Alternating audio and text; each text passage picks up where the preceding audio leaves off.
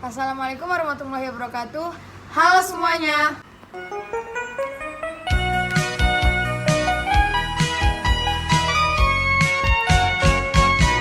Perkenalkan, kami dari kelompok 1, nama saya Nurul Fadilah Hasan dan rekan saya. Nama saya Dita Sasikarani. Dan saya Lady Anastasia Putri Sani.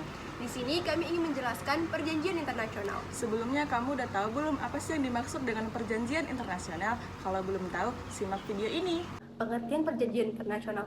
Perjanjian internasional adalah kesepakatan atau perjanjian antar negara satu dengan negara lainnya yang menimbulkan kewajiban yang wajib dipatuhi oleh negara yang mengikuti kesepakatan tersebut.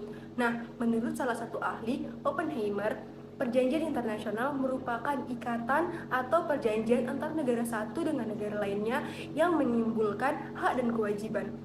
Nah, jenis-jenis perjanjian internasional yang pertama berdasarkan isinya. Apabila berdasarkan isinya terbagi menjadi 5. Yang pertama, perjanjian internasional tentang hukum, yang kedua tentang politik, yang ketiga tentang kesehatan, yang keempat tentang batas wilayah, dan yang kelima tentang ekonomi. Nah, yang kedua berdasarkan proses pembuatannya terbagi menjadi 2, yaitu sederhana dan penting. Apabila penting melalui tahapan, yang pertama perundingan, yang kedua penandatanganan, yang ketiga ratifikasi.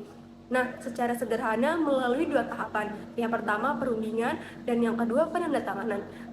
Selanjutnya yang ketiga berdasarkan subjeknya.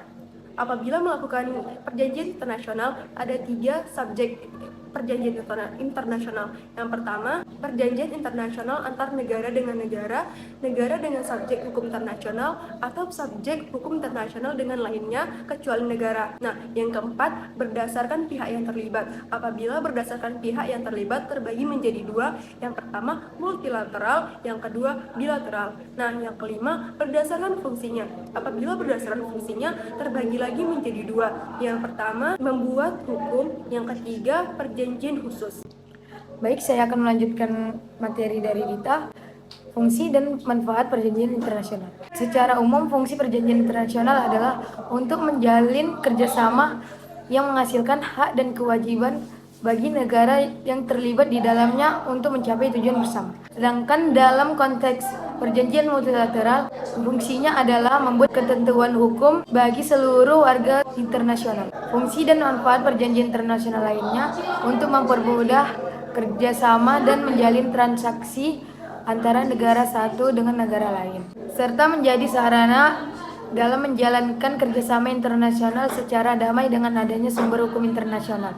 Perjanjian internasional dalam hukum nasional. Status perjanjian internasional dalam hukum nasional Republik Indonesia masih menghadapi ketidakjelasan karena baik hukum, praktik, dan doktrin Indonesia mengenai hal tersebut masih belum mengalami perkembangan, sehingga sering menimbulkan masalah praktis. Hal tersebut terjadi karena sistem hukum Indonesia yang masih belum memiliki hukum dan doktrin yang terkait dengan perjanjian internasional.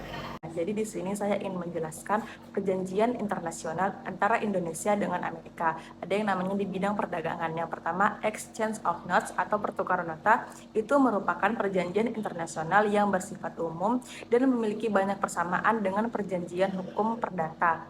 Dilakukan dengan mempertukarkan 2 dokumen yang ditandatangani oleh kedua negara yang terkait, seperti digunakan dalam pemberian hibah, peningkatan studi, dan lain-lain. Dalam bidang finansial, ada yang namanya MCC atau Millennium Challenge Corporation atau Badan Independen Pemerintah Amerika Serikat yang bekerja untuk mengurangi tingkat kemiskinan global melalui pertumbuhan ekonomi.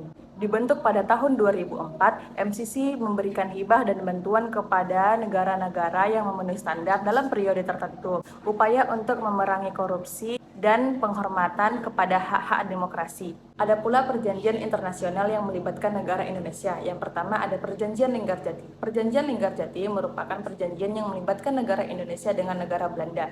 Dengan negara netral ialah negara Inggris. Linggarjati merupakan sebuah desa yang dianggap netral oleh kedua negara yang akan melakukan perjanjian. Hasil dari perjanjian Linggarjati ialah wilayah de facto yang dikuasai oleh negara Indonesia. Wilayah tersebut merupakan Pulau Jawa, Sumatera, dan Madura. Yang kedua ada yang namanya Perjanjian Renville. Perjanjian ini diadakan di atas kapal Renville milik negara Amerika Serikat. Perjanjian ini melibatkan antara negara Indonesia dengan negara Belanda. Hasil dari perjanjian ini, wilayah Indonesia hanya meliputi Yogyakarta, Sumatera, dan Jawa Tengah. Karena memiliki hasil yang merugikan, maka perjanjian ini dianggap perjanjian yang gagal. Yang ketiga ada perjanjian teritorial. Perjanjian ini melibatkan antara negara Indonesia dengan Singapura. Perjanjian tentang batas wilayah teritorial ini ditandatangani pada tanggal 3 September tahun 2004. Pembatasan wilayah maritim sangat penting untuk menjaga hubungan bilateral kedua negara. Baik teman-teman, segitu saja mengenai perjanjian internasional yang dapat kami jelaskan. Semoga bermanfaat bagi kamu yang mendengarkan. Terima kasih dan sampai jumpa. Wassalamualaikum warahmatullahi wabarakatuh.